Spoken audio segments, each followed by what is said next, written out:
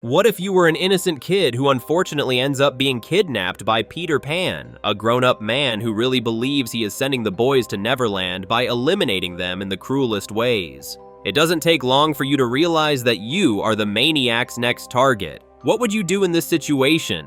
This is the story of Peter Pan's Neverland Nightmare, a film released in 2025 and which continues the Pooh-niverse, the same universe that had Winnie the Pooh, Honeyblood 1 and 2. This means that this movie was produced by the illustrious studio ITN. In today's video, I'm gonna recap and beat this crazy guy. In addition, I'll say everything these dumb characters should have done to survive, as I'm also going to criticize every stupid decision they made. Before we start this, I'm leaving a playlist in the pinned comment bringing together other movies that I beat and that were based on children's tales, which include Cinderella's Curse, Popeye the Slayer Man, Mickey Rat of Horrors, and much more. Without further ado, hit the like button with a needle and the movie begins with Peter Pan narrating about Neverland, a beautiful place where boys don't grow up. There are mermaids wanting to drag you to the sea and a crocodile that is in the mood to eat everyone. However, this legend is part of a children's book that Peter Pan is reading to a young boy. The twisted Peter Pan then asks if the boy would like to go to Neverland, as he says yes, which was certainly not the best answer at this point, but calm down, you will understand why. I don't know if it's just me, but this scene gave me a very negative, scary movie's Michael Jackson vibe. Are you alone? You need to come with me. I'll keep you safe. Anyway, we find out that Peter Pan is living in the real world and that as normal people are forced to work to pay the bills at the end of the month, he also has to do the same thing. And the guy finds a clown job in a circus. Unfortunately, one of the kids watching the show is James, a smiling boy who ends up being presented with a dog bladder that is given by Peter. Later that same day, James's mother leaves him sleeping on the couch and goes to take a shower, which is terrible, as we see a trap door opening in the living room and Peter Pan comes out, who says he got lost in that place. Okay, any resemblance to It Chapter 1 is mere plagiarism. Initially, James says that he should not talk to strangers, but Peter says that he is the same clown from the circus, gaining the boy's trust, who approaches him and suddenly is pulled into the trap door. Hearing the mess in the living room, the boy's mother comes to the rescue and kicks Peter in the face, something that will be repeated several times throughout the movie. She and her son run to the door, but it is blocked by a ladder as they pass through the kitchen. It is possible to see another door that gives access to the street. Therefore, the boy's mother could have broken its glass and passed through it with James, thus escaping from there to ask for help. The other option would be to grab the sharp knives that were in the kitchen, which would give them a way to defend themselves. Unfortunately, the woman was not blessed with a positive IQ, as Peter goes after her and gives James's mother a hard time, which ends up in her getting a new haircut in a not very pleasant way. Even though she is at a disadvantage, the lioness mother manages to hurt the villain's face, which gives him a beautiful war scar. Upon finishing James's mother, Peter goes after the boy, who is calling the police. The bad news is that the cops won't arrive in time as the kid is kidnapped. Years later, we meet the Darling family, formed by the mother named Mary, who, if you haven't noticed, is Christopher's hypnotherapist from Winnie the Pooh, Blood and Honey 2, making her the first character to be in 2 films from the same universe. We also have John, the eldest son, Michael, the youngest, and Wendy, Michael's closest sister. They are so connected that the girl forgets that it is his birthday. Realizing that she messed up, she goes after her brother and gives him a ride to school, even though he wanted to ride the new bike that the boy got from his mother. Wanting to redeem herself, Wendy says she will pick him up from school so they can have ice cream. Pay attention to this detail because it is very important. Upon arriving at school, Michael is congratulated by Joey, his best friend. Meanwhile, we see Peter shaving at home, or rather in the garbage dump he calls home. If you think the villain is doing evil things alone, think again, since he is accompanied by Tinkerbell, a woman who for some reason is the same height as him, and on top of that, is addicted to Mr. Brownstone. Peter says that it is time for the collection. What, the same time that we realize that he is sick to the point of spitting blood? You must be asking now. I think this information will be useful at some point in the plot. No, forget about it. As Peter's face looks like a past passion fruit, he breaks into a costume store and steals a mask from one of Snow White's dwarves. Who doesn't like this is fake Jack Black, who demands payment for the product. as Peter only works with the stab card, that's exactly what he uses to pay, beating the seller mercilessly.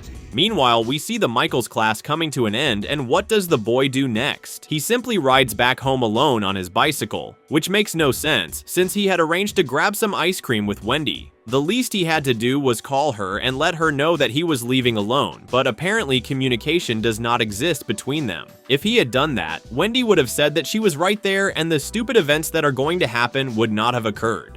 Speaking of Wendy, she should have noticed Michael leaving, but the girl is distracted by the presence of Ronnie, her boyfriend, who says that he will not move with Wendy to London, where she would study if she did not listen to the heat going on between her legs. As Michael returns home, he is knocked off the bike by a rope. When he gets up, Michael sees Peter's van, which shows all the signs of not belonging to a very nice person. What I mean is that Michael should have gotten back on the bike and returned to school. After all, it's very clear that it was a trap to capture him. Unfortunately, the boy is dumb enough to admire the landscape and is captured by the maniac. He is taken to Peter's dump house, who sucks at kidnapping, as the man doesn't see that Michael had his cell phone, which also comes to nothing since there is no service in that place. This was the right time where Michael could have walked around the corners of the room and raised his arm near the window to see if he could get at least one bar. But no, he stays in bed crying like a little Taylor Swift fan. Meanwhile, Wendy realizes Michael is missing and gives the bad news to Mary, who in a way blames her for the disappearance of her youngest son. The police are also useless in this movie, since the detective here has no evidence to follow. The guy could have at least told the phone operator to track Michael's number. After all, his cell phone was on, which eventually would have led the police to Peter Pan's shack, but forget it because no one here really wants to find the kid. Suddenly, the phone rings and Wendy answers a call as she hears an ominous circus song playing. Mary then picks up the phone just to get terrified of Peter, who simply says he's going to take Michael to Neverland. The villain then tries to fit in with Michael and asks to play Marco Polo with him. Come on, this was the golden opportunity for Michael to find something in the house to attack Peter, like that old TV that was in his room. That way, he just had to wait for naughty Peter to get in there so the boy could hit his head until the guy couldn't get up from the ground anymore. But no, Michael stupidly starts playing with him. After that, Peter says he won't let anything bad happen to Michael, as the villain doesn't want the boys to suffer like he did at the hands of his mother. Michael then asks what Peter's mom did to him, but the guy doesn't answer and suddenly changes his personality, alternating between a kind guy who talks like gently and a violent crazy man with a Darth Vader voice. Michael, you're special. A few moments later. I won't let her touch my boys again. Peter then notices the photograph where Michael appears next to Joey, which makes the villain ask if he would be happier if his friend was in that place with him.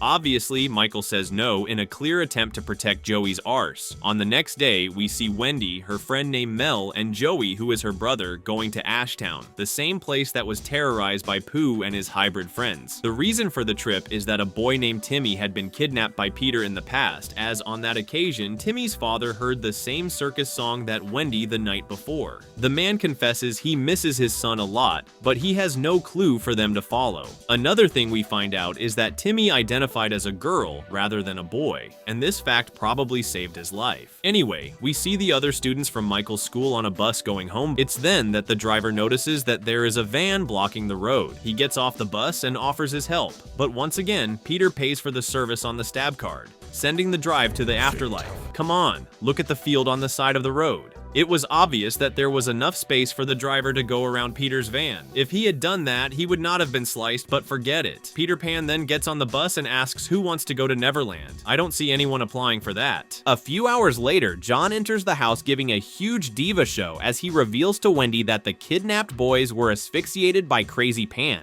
which reveals that Peter's mind is a little messed up. After all, he thinks that the boys are on their way to Neverland after clearing the air from their lungs. Unfortunately, Mary hears the conversation and assumes that the same will happen to Michael, which makes Mommy kick Wendy out of the house. While Peter is causing a confusion in the city, another person gets in charge of bringing food to Michael, in this case Tinkerbell, who is not as cruel as the main villain. She starts reading the book about Neverland to Michael, saying that everyone will go there one day. Michael just looks at her and cuts the crap, saying, "Are you an idiot by any chance? Have you ever seen any boy going to Neverland in all the time you lived here?" This creates doubt in Tinkerbell's mind, mind, which ends up revealing that she also never went to Neverland, but always believed in Peter's word that the place is real. Speaking of the villain, he goes back to the dump house as we find out that he is also a Mr. Brownstone crackhead, as Peter injects it into himself to take a nice trip. He then sees himself as a shadow of Peter Pan flying over the walls, and it gets to the point that he hallucinates and believes he can fly. That's when Tinkerbell enters his room and asks if Peter was honest with her before. To deceive the crack fan, Peter uses his charm and gives her a kiss, however Tinkerbell won't fall for that trick this time. In the meantime, we see homeless Wendy being helped by Mel and Joey's family, who let her sleep in her friend's room. The problem is that Peter wants to add Joey to his collection and invades the property, finishing Mel, who was sleeping on the couch. Meanwhile, Wendy is watching the news about Peter Pan on her cell phone, which she stupidly forgets to charge. Dud, what the hell? Your brother has been missing for more than 24 hours and could try to call you if he managed to escape. So, any responsible brother would have the cell phone 100% charged to receive calls, but not Wendy, who lets her crap iPhone's battery run out. Pretty good.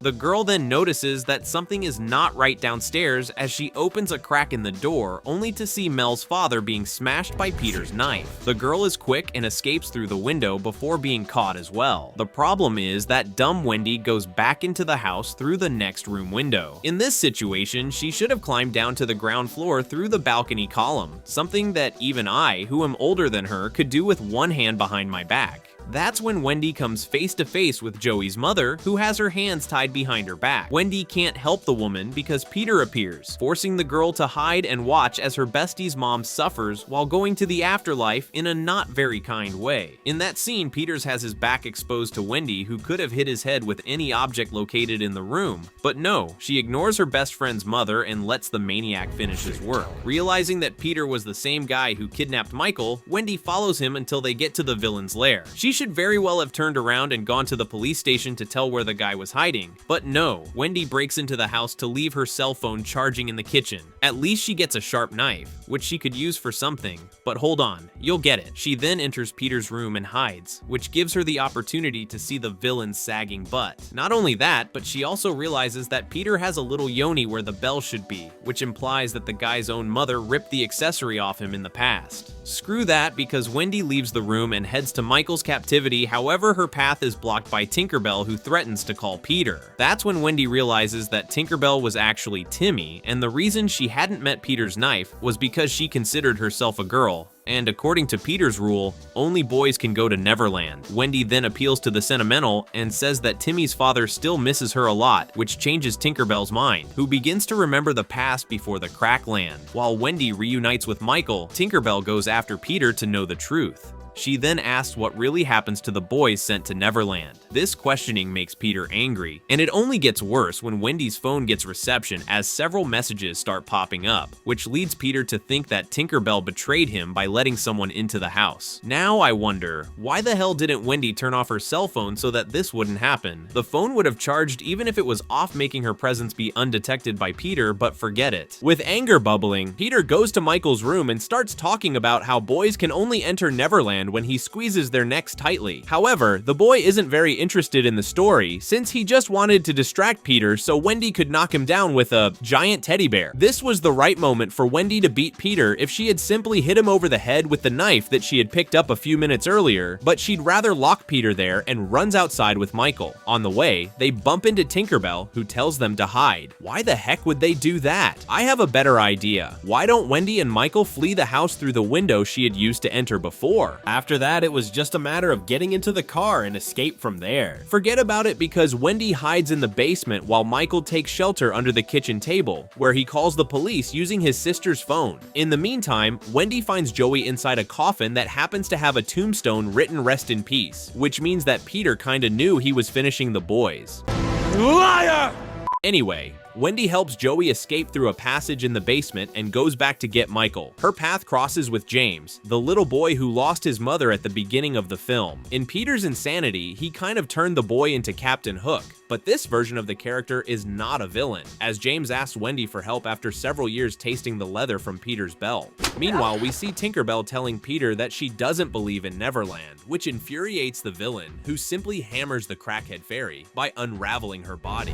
He then goes after Wendy, Wendy and drags her into the kitchen. Not satisfied, Peter still delights with 2 fingers of the girl's hand, which leaves Wendy crying in the corner. At this point, she could have defeated Peter by grabbing the cleaver next to Tinkerbell, but no, she prefers to take a syringe and overdose on Peter, who is completely tripping now. I'm getting high as a help, help, help, help.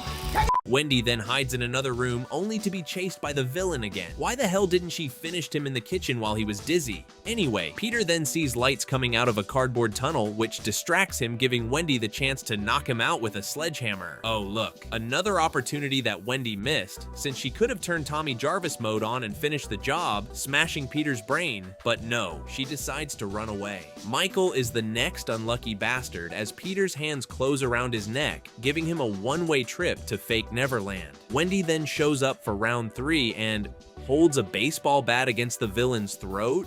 No, God! Why didn't she pull Negan's technique and hit Peter's head? The guy was distracted with Michael, and on top of that, he hadn't seen her. Oh man, I give up. That's when the final round starts, and now it's beef time.